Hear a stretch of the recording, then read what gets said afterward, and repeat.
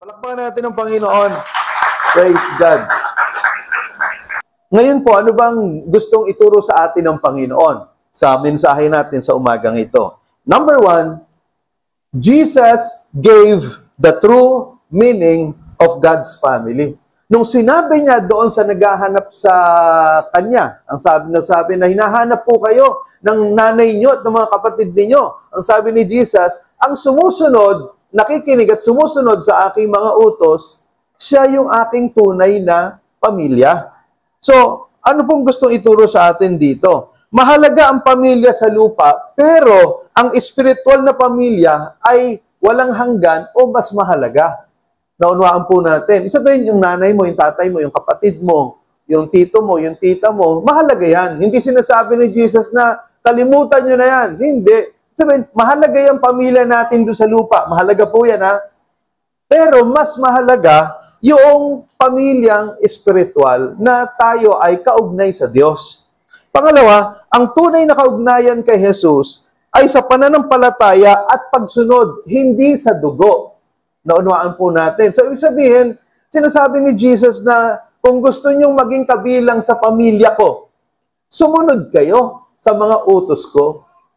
Naunawaan po natin. So, that is why, yun pong tanong ko kanina, kapag ka ba ikaw ay umaattend ng church, ikaw ba ay nagdodonasyon sa simbahan, ikaw ba ay nakikibahagi sa mga gawain sa simbahan, ikaw ba ay bautismado sa loob ng simbahan, hindi yon ang basihan para sabihin natin na ikaw ay kabilang na nga sa pamilya ng Diyos.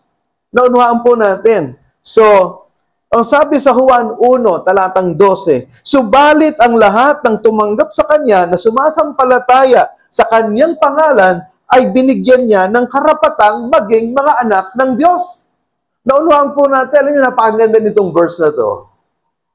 John chapter 1, verse 12. Napakalinaw eh. Dahil sabi doon, subalit ang lahat ng tumanggap sa Kanya na sumasampalataya sa Kanyang pangalan.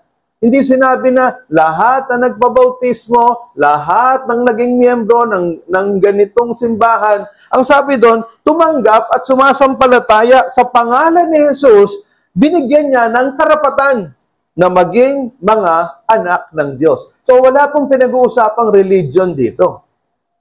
Naunawaan natin. Ang pinag-uusapan dito, ikaw ba, tinanggap mo ba't sinampalatayanan ang pangalan ni Jesus as your Lord, God, and Savior? Naunawaan po natin, no? Mahalaga po yan. Now, ano ba ibig sabihin noong pagiging anak ng Diyos? So, in English, we are adopted by God. Ang sabi sa Ephesians chapter 1, verse 5, God decided in advance to adopt us into His own family by bringing us to Himself through Jesus Christ. This is what He wanted to do and it gave Him great pleasure. Sa Tagalog po, tayo ay itinalaga niya ng una pa upang ampunin sa Kanyang sarili sa pamamagitan ni Jesucristo ayon sa Kanyang kalooban. So, ibig sabihin, tayo po, inampun tayo ng Diyos. Ginawa tayo mga anak ng Diyos sa pamamagitan ni Jesucristo ayon sa Kanyang kalooban. So, ibig sabihin po nito, mga kapatid, yung kalooban ng Diyos Ama na tayo maging mga anak niya, sa pamamagitan po ng ating pananampalataya kay Jesucristo. Kaya nga, hindi pwede nating pag-usapan si God na tayo'y makapupunta sa langit, nananampalataya ka kay God, pero ayaw mong pag-usapan si Jesus Christ. Kasi yung iba, ganito. Pwede niyong pag-usapan si God, capital G-O-D, but don't ever mention the name of Jesus Christ. Hindi pwede yon.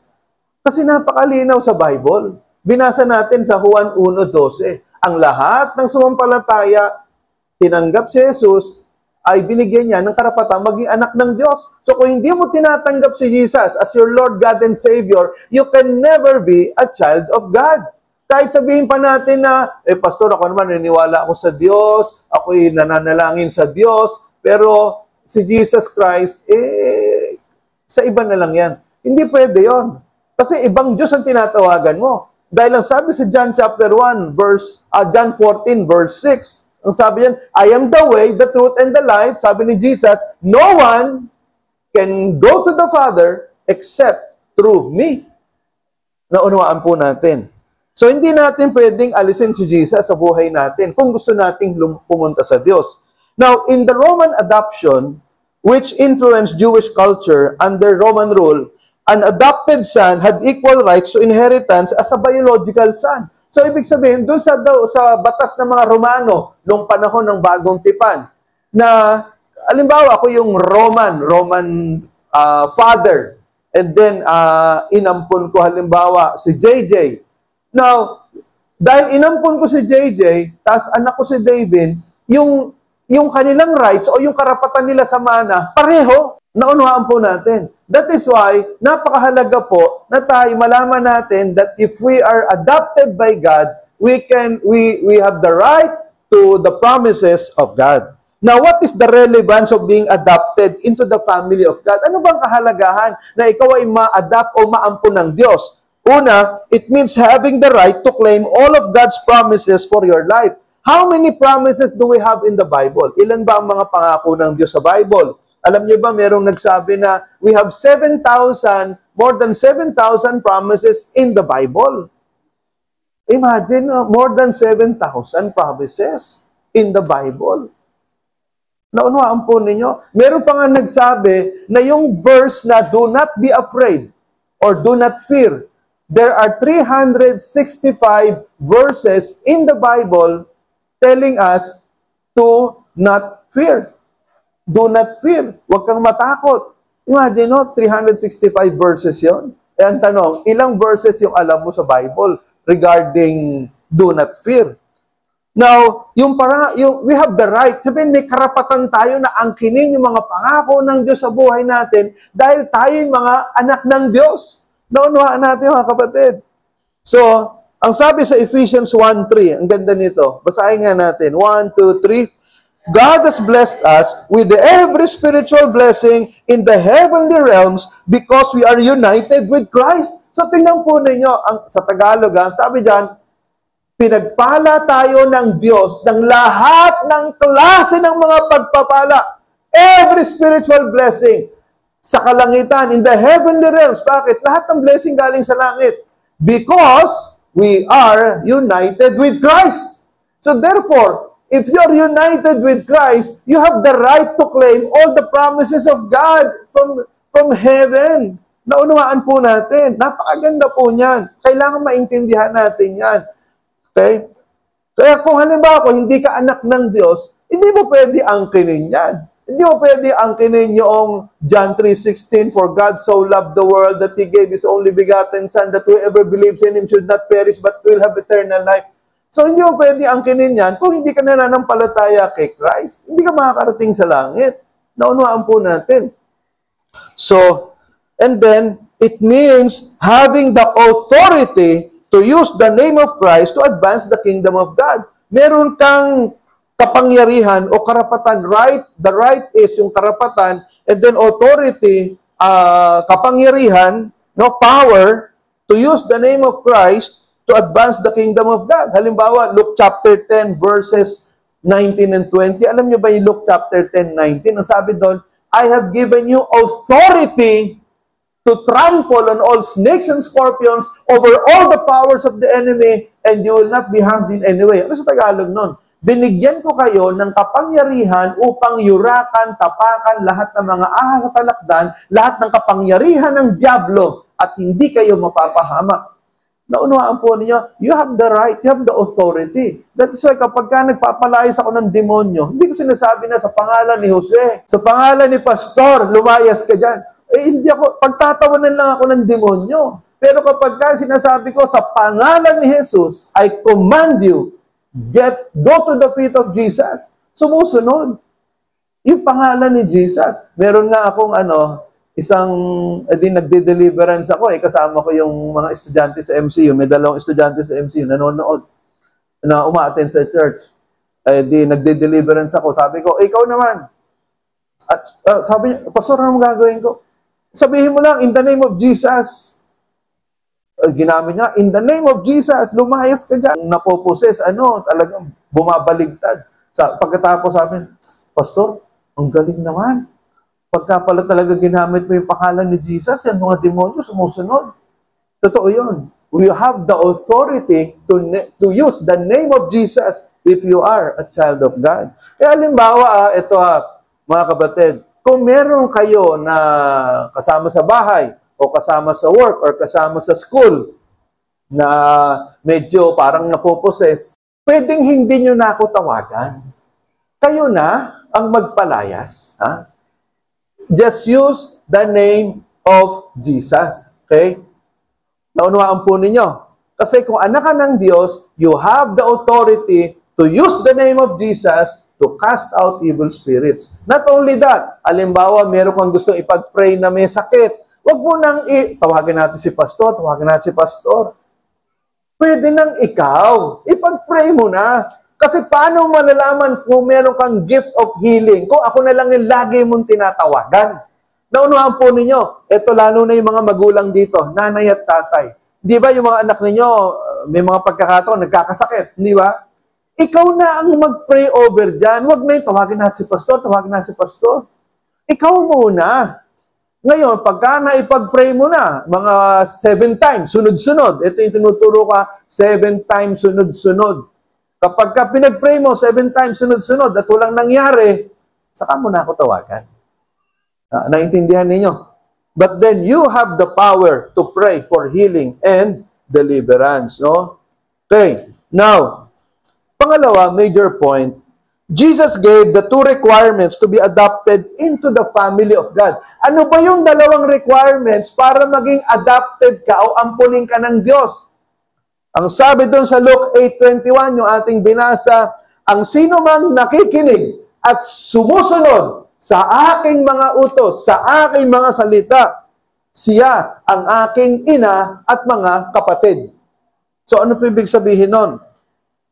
Okay. Maraming nakikinig sa salita ng Diyos, pero ilan lang ang tunay na sumusunod. Sa 12 apostol ni Jesus, hindi ba merong isang naghudas? Sino naghudas? Si Judas. Oh? Yung bang 12 na yan, iba ba yung tinuturo ni Jesus doon sa 11 kaysa kay Judas? Magkaiba o pareho? Pero bakit nagkaganon na si Judas naghudas? Bakit yung 11 na natili kay Jesus? Bakit? Kasi si Judas, nakikinig lang siya, pero hindi niya isinasa puso yung nakirinig niya kay Jesus. Naintindihan ninyo? Now, ang tunay na pagsunod, no? Ang pagsunod, ang patunay or proof ng tunay na pananampalataya. If you do not obey, that means you do not have the faith. Naunawan po, kahit napakarami mong alam, kahit kabisaduhin mo yung buong Bible, pero kung hindi mo sinusunod yan, you will not have the faith of God. Now, in Santiago 1:22, basahin natin. 1, 2, 3. Maging tagatupad kayo ng salita at hindi tagapakinig lamang. Naunawaan natin, no, mga kapatid? Hindi tagapakinig lang. Hebreo 2:1.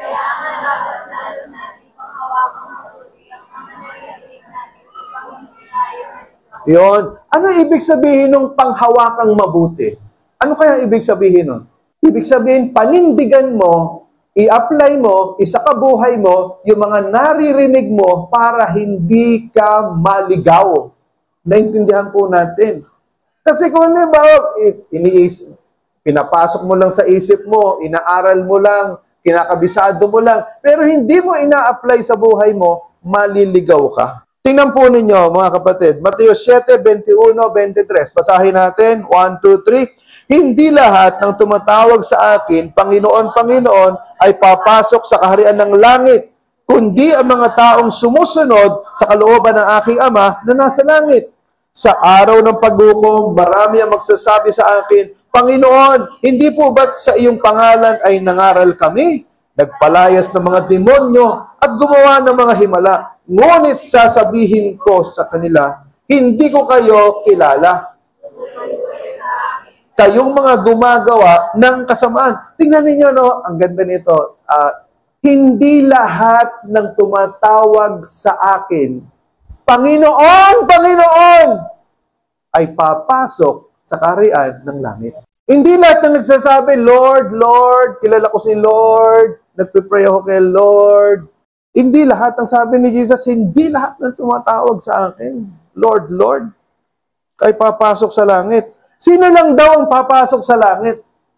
Yung mga sumusunod sa kalooban ng aking Ama na nasa langit. Ano ba ang kalooban ng Ama sa langit? Ang kalooban ng Ama sa langit, kilalanin at tanggapin si Jesucristo. Juan 1:12, babalik na naman tayo doon. Ang lahat ng mga sumampalataya, lahat ng naniwala kay Jesus ay binigyan ng Ama ng karapatan na maging mga anak ng Diyos. Naunawaan po natin.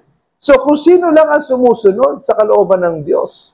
Okay? Now, sa harap ng paghuhukom, sabi diyan, Lord, nangaral kami sa pangalan mo. Nagpalayas kami ng mga demonyo sa pangalan mo. Gumawa kami ng himala sa pangalan mo. Tingnan po ninyo, anong sabi ng Panginoon sa huling panahon? Hindi ko kayo kilala. Lumayo kayo sa akin. Kayo mga gumagawa ng kasamaan. Tingnan ninyo, pwede pala na mangaral ka. Maraming mangangaral na salita ng Diyos ngayon. Tama ba? Pero hindi natin sigurado na sila ay mga anak ng Diyos. Meron mga nagpapalayas ng demonyo, meron din gumagawa ng himala. Pero tingnan, ang masakit dito, sa huling panahon, hindi pala sila kikilalanin ng Diyos. Hindi pala sila kikilalanin ni Jesus sa huling panahon. Bakit? Kasi maaring nangangaral ka, nagpapalayas ka ng demonyo sa pangalan ni Jesus, gumagawa na kayo ng himala, pero hindi ka sumusunod sa kalooban ng Ama. Hindi ka sumusunod sa kalooban ng Diyos. Yung sarili mo pa rin kalooban ng sinusunod mo. Ikaw pa rin, matigas pa rin ang ulo mo. Naunawaan natin. That's why, alam niyo, nung bagong born again ako, 1983, nung nabasa ko to, sabi ko, Lord, paano na lang ako? Hindi ako nagpe-preach, hindi ako nagpapalayas ng demonyo, hindi ako gumagawa ng himala. Paano ako makakapasok sa langit? Bubuti lang, pinaunawa sa akin ni Lord, yung nakalagay doon, yung naka-red letters na, kung sino sumusunod, yun lang mga sumusunod sa kalooban ng Ama na nasa langit. Ano yung kalooban ng Ama? Kilalanin si Kristo, tanggapin si Kristo bilang Panginoon, tagapagligtas at Diyos ng buhay mo, sumunod ka sa kalooban ng Diyos, mabuhay ka sa kabanalan, mabuhay ka sa katwiran, iwaksin mo yung kasalanan. Yun ang ibig sabihin ng pagsunod sa kalooban ng Ama sa langit. Kasi maraming relihiyoso, tama ba? Maraming tao, laman ng simbahan, pero ang buhay, liko. Ang buhay palso. Tama ba? Maraming laman ng simbahan. Pero ang laman ng bibig, puro mura din. May mga laman ng simbahan, pero ang mga buhay, makamundo. Now, the blessings of obedience. Ano bang mapapala natin kung tayo ay susunod sa Panginoon? Sabi sa Deuteronomy 28 verse 2, you will experience all these blessings if you obey the Lord your God. So kung babasahin daw natin yung buong Deuteronomio 28, napakadami ron, ang daming pagpapala, ang daming promises of God's blessing na nakalagay sa Deuteronomy chapter 28. Ngayon, ang sabi ng Panginoong Diyos, lahat ng ito, matatanggap ninyo kung kayo ay susunod. Naunawaan po natin. So ano ba yung mga blessings of obedience na yan? 4P. Number 1, protection. In Psalm 91 verse 1, ang sabi diyan, ang sumusunod sa Diyos ay nasa ilalim ng kanyang proteksyon. God will protect you. Hindi nyo lang alam, may mga pagkakataon na dapat maaaksidente na kayo. Pero dahil kayo ay anak ng Diyos, God gave you His protection. Naunawaan natin mga kapatid. So, pangalawa, provision. Ano ba yung provision? Ang provision, ibig sabihin, in Philippians 4:19, siya ang nagbibigay ng ating pangailangan. Naunawaan po natin. Okay? Walang anak ng Diyos na pinaghirap ng Diyos. At tandaan niyo po yung sinasabi ko sa inyo. Bakit? Ang sabi ng Panginoon, Philippians chapter 4, verse 19, and my God will supply all your needs according to His glorious riches. Yun ang pangako ng Panginoon. Ang aking Diyos, ang sabi ni Pablo, ang aking Diyos ang siyang magbibigay sa inyo ng lahat ng inyong pangangailangan. And my life verse is Matthew 6:33. Anong sabi sa Matthew 6:33? Seek first the kingdom of God and His righteousness, and all these things will be added unto you. Unahin mo ang kalooban ng Panginoon. Unahin mo ang kaharian ng Diyos. Ang pangako ng Diyos, lahat ng bagay, idadagdag niya sa inyo. Kaya nga yung Matthew 6:33, that's my life verse. Napakasimple. Unahin mo ang Panginoon. Ito, tandaan nyo unahin nyo si Lord. Ang mabigat kasi, yung iba, hindi inuuna si Lord. Kulang, iba trabaho ng trabaho pag Sunday, di ba? Overtime na overtime pag Sunday. Pero ang tanong, sapat pa rin ba? Sapat ba yung kinikita o kulang pa rin? Kasi ang sabi ng Panginoon, di ba? Binigyan ko kayo ng 6 na araw para gawin lahat. Fourth commandment. Binigyan ko kayo ng 6 na araw para gawin lahat. Yung ikapito, idlaan ninyo sa pagsamba sa akin. Marami sa atin, yung ikapitong araw, ninanakaw pa rin sa Diyos. Hindi nga buong araw hinihingi ni Lord 2 to 3 hours lang para sambahin siya Ninanakaw mo pa rin yung 2 to 3 hours. Hindi ba? And then sasabihin mo, Lord, bakit kulang pa din? You are violating the fourth commandment. Paano kang pagpapalain ni Lord? Ang laki ng kasalanan mo. Now, but listen to this, unahin mo ang Panginoon at mararamdaman mo yung provision ng Diyos sa iyo. Naunawaan po natin.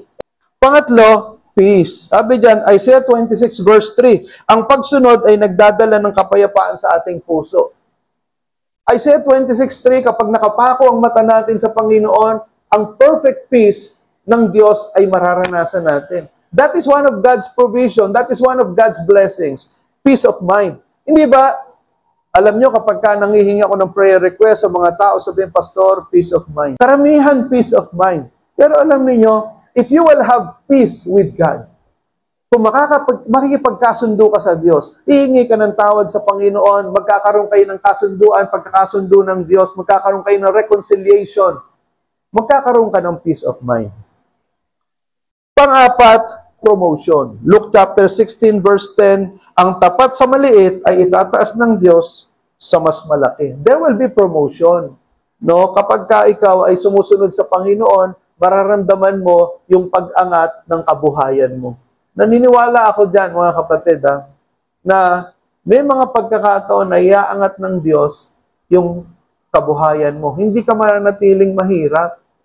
Pagpapalain ka ng Diyos. Maliban na lang kung tayo nasa komunistang bansa o kaya nasa Muslim na bansa tayo, talagang mahirap po na umasenso. Pero magpasalamat tayo sa Diyos, nasa Pilipinas tayo, nasa demokratikong bansa, meron tayong pagkakataon na umasenso sa buhay. Naunawaan po natin. Okay? Now, yung pangatlo, third major point is, Jesus gave importance to the family of God above all else. Ibig sabihin nito, ang pagsunod kay Kristo ay nangangahulugan ng pag-prioritize ng kanyang kalooban. Sabihin, unahin mo ang Panginoon. Unahin mo si Lord. Paano ba natin uunahin si Lord?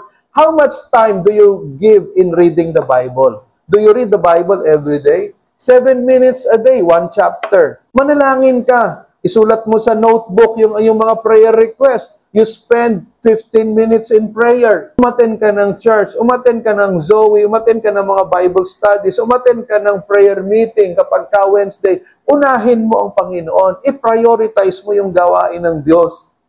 And God will bless you.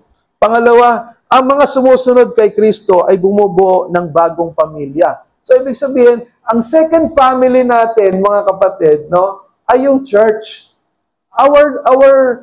Our spiritual family is the second family in this world.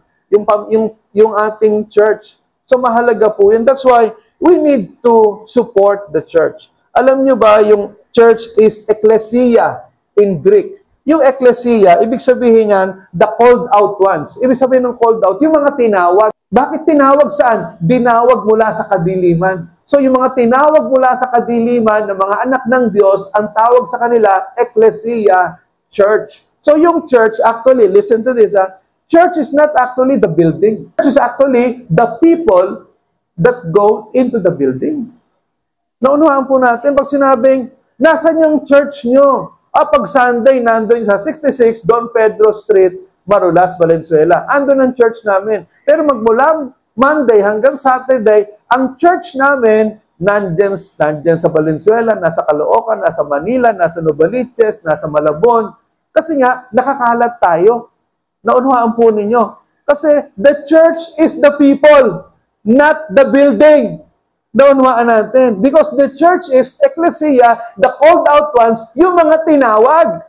Naunawaan po natin. That is why, napakahalaga, babalikan ko naman, it is very important to know that you are adopted by God. And it's very important that if you are adopted by God, you will support your church family.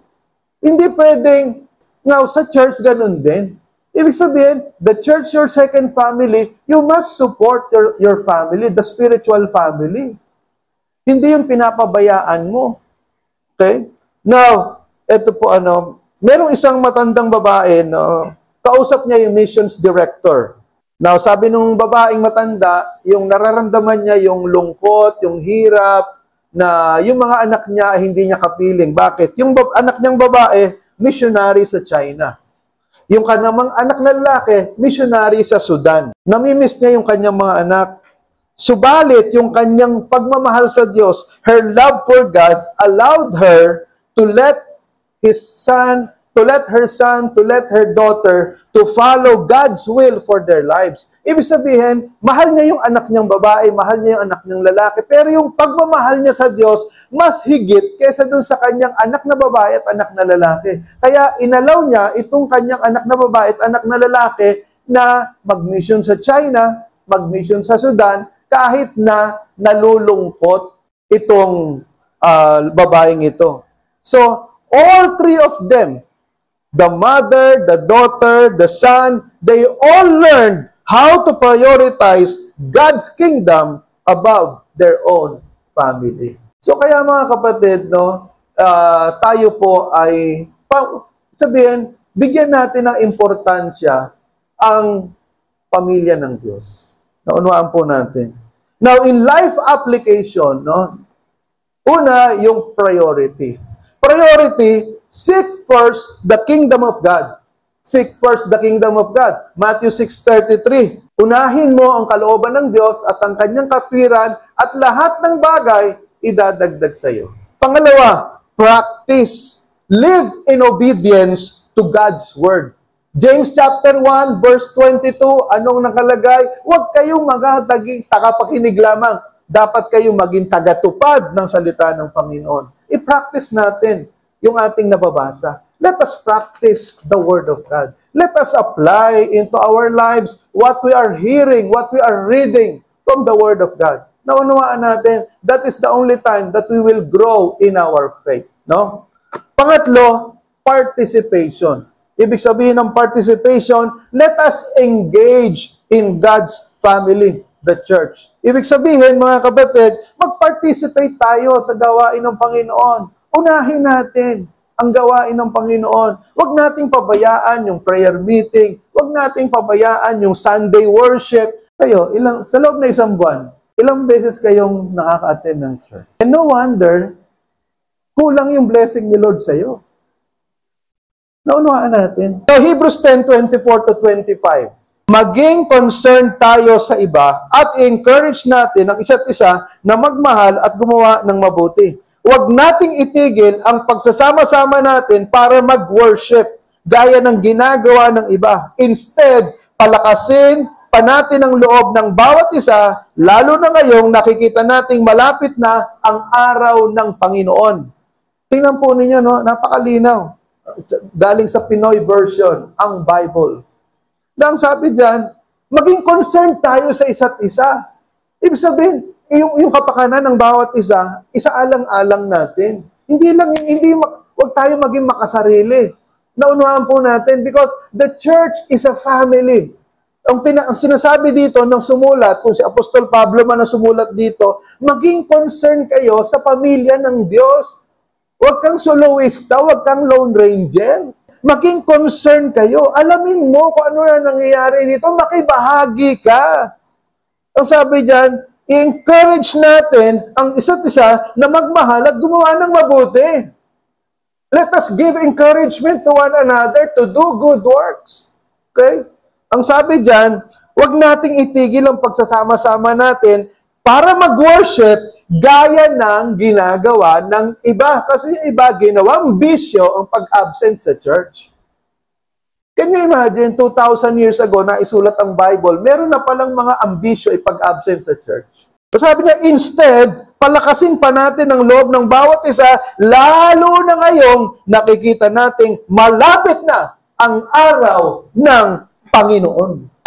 Naunawaan po ninyo, malapit nang dumating si Jesus, habang papalapit ang pag-second coming ni Jesus sa mga nangyayari ngayon sa buong mundo, basahin ninyo Mateo 24, lahat ng palatandaan ng pagbabalik ni Jesus nangyayari na. So habang papalapit yung pagbabalik ni Jesus, dapat tayo papainit yung ating faith, hindi papalamig.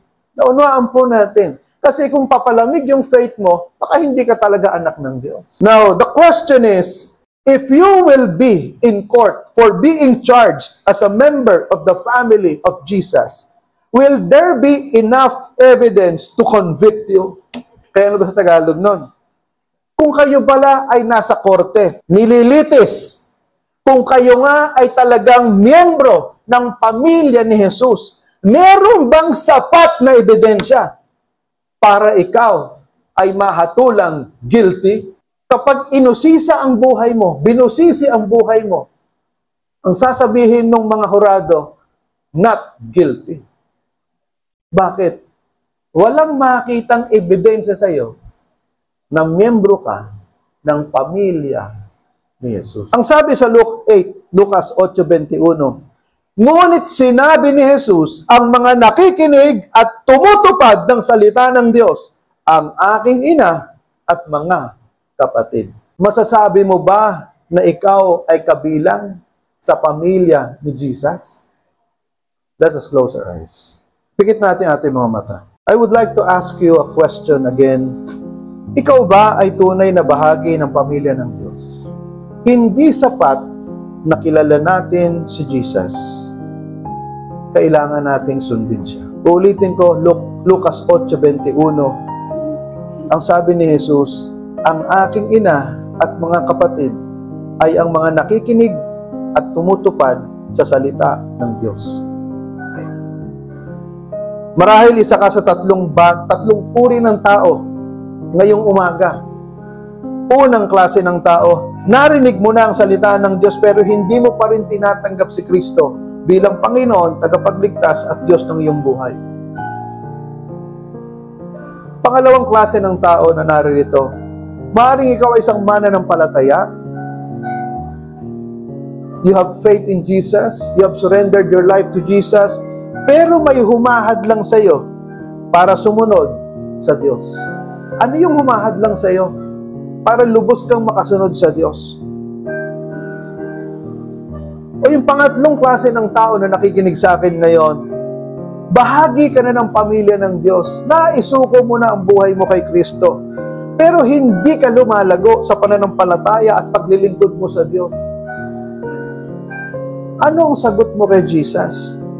Hahayaan mo bang manatili ka sa dating kalagayan?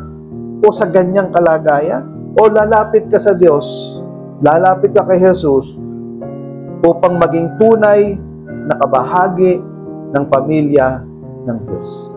Kung sa palagay mo, merong humahad lang sa pagsunod mo sa Panginoon, isuko mo sa Diyos kung ano yung humahad lang sa iyo na yan. Let's pray. O Panginoon, nakikita niyo po ang mga bawat isang naririto, nababasa niyo yung kanilang isip, nababasa niyo yung kanilang mga puso. I pray, O God, that everyone here will learn to surrender their lives to you. Panginoon, dalangin ko po ang bawat isang naririto, matuto po na magsuko ng buhay sa iyo at sumunod sa iyong mga salita. Kilalanin ka bilang Panginoon, tagapagligtas at Diyos ng kanilang mga buhay. Mahabag po kayo, Panginoon, kung sino man sa amin dito ang wala pang tiyak na kaligtasan ng kanilang kaluluwa. Kahabagan po ninyo at dalangin ko, Panginoon, na hindi matapos ang araw na ito, na itong taong ito ay lubos na magsuko ng buhay sa iyo, magsisi ng kanyang kasalanan, kilalanin ka bilang Panginoon, tagapagligtas at Diyos ng kanyang buhay upang siya ay maging kabahagi ng pamilya ng Diyos. At sa huling panahon, sa takdang panahon, kasama namin siya sa langit pupunta. Dalangin ko, Panginoon, Lord, kung sino man sa amin dito yung napapagod sa paglilingkod sa inyo, nakakaramdam ng pagod sa pagsuserve, alakasin po ninyo. Encourage them, O God. Empower them, Lord Jesus. I pray, O God, that the power of the Holy Spirit, Ephesians chapter 6, verse 10, be strong in the Lord and in His mighty power. Nehemiah chapter 8, verse 10, let the joy of the Lord be your strength. Iparanas niyo po, Panginoon, sa mga nakakaramdam ng pagod sa paglilingkod sa inyo. Salamat po, Panginoon. I pray, O God, for renewal, restoration, and revival to manifest right now. Yakapin niyo pong bawat isa. Holy Spirit, embrace everyone na naririto. Touch every person, even the backsliders. I pray that you touch them now by your Holy Spirit. Thank you, God. In Jesus' mighty name, this is our prayer. Amen. Palakpakan natin ang Panginoon. Praise God. Amen. Amen.